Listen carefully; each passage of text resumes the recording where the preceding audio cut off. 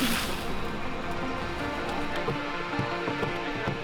class is a fourth-year undergraduate studio in the architecture program, and we're working with James Turrell and Roden Crater to think about what does it mean to actually build at the crater. What the students are doing this semester is they're looking at a variety of different types of approaches to thinking about housing in places that are remote and difficult and sacred. I think one of the main advantages is that you can use the materials that are there on site.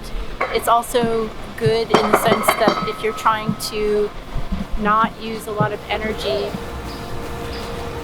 So the students are actually today, they're building rammed earth cubes to see how it's done, as opposed to just draw it, which is something they would normally do up in the studios. I think it's a great material to think about using in Roden Crater because it seems like James Turrell is really trying to think about kind of this temporal relationship between the architecture and the land. We're designing housing that is intended to be a very sturdy structure, but that is not entirely permanent. And so a building material that can be compacted and then returned to the site is really interesting to us as we're going through this project. You kind of learn a little bit better hands-on experience instead of just actual drawings. You can make it yourself and you can feel it and see what it's like. One of the things that the students have really thought about a lot was how different groups of people actually form community in different ways. So it's not only just a simple housing problem, it's also a community problem.